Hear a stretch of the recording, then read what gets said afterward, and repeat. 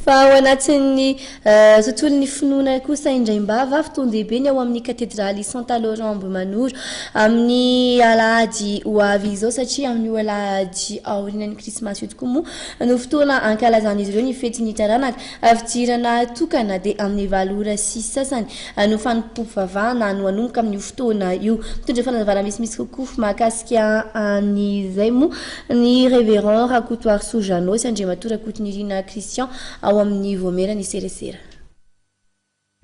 Voalohany dia miaraba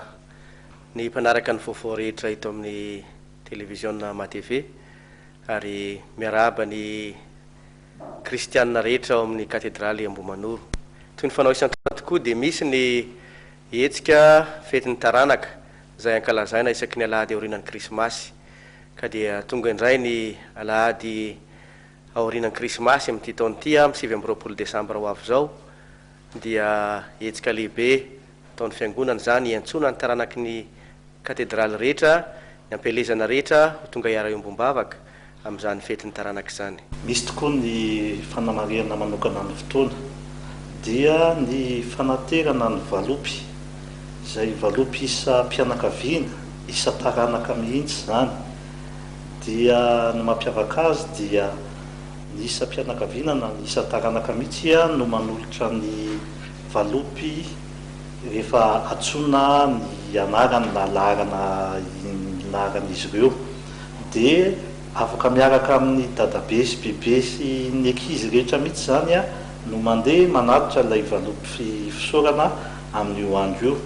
Izay no tena hetsika lehibe anankiray anamariana an'ilay izy. Fotoan-dehibe loatra tompoko ny fetin'ny taranaka. Ny mahazatra moa ny ao am-piangonana dia misy ny fotoam-pivavahana indrosaky ny alahady fa no ny amin'ny mahandro lehibe izay iarahantsika rehetra miombom-bavaka mihitsy miara miteran'Andriamanitra no ny faran'ny taona rahateo sy ny krismasy dia tsy natao indro ny fotoana fa indray mandeha ihany manomboka amin'ny 7 ora sasany ny fotoanantsika amin'ny alahady amin'ny lahady zao zany amin'ny fetin'ny taranaka dia araky ny voalaza teo ny taranaka rehetra no antsona ary rehefa tonga ny fanononana anarana dia hiaraka manatitra ny valopy sy manatitra ny rakitra fisaoran'Andriamanitra ny ankonana ny fianakaviana ny taranaka rehetra. Fanamariana kely fotsiny zany amin'le valopy. Raha mbola tsy nahazo valopy tsika tompoko dia aza misalasala amin'ny lahady fa mbola azo atao tsara ny maka valopy amin'io andro io ka dia tonga avadorolo fa mbola misy ny valopy ary afaka mbola misoratra anarantsika amin'izany. Dia entanina indrindra tsika ry zanaky ny katedraly rehetra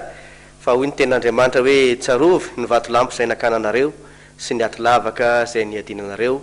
ka dia manantena ny fahatongavantsika maro hiara-iombom-bavaka amin'ny alahady sy hanohana ny asan'Andriamanitra izay iantsoroan'ny fiangonana. Misaotra indrindra tompoko.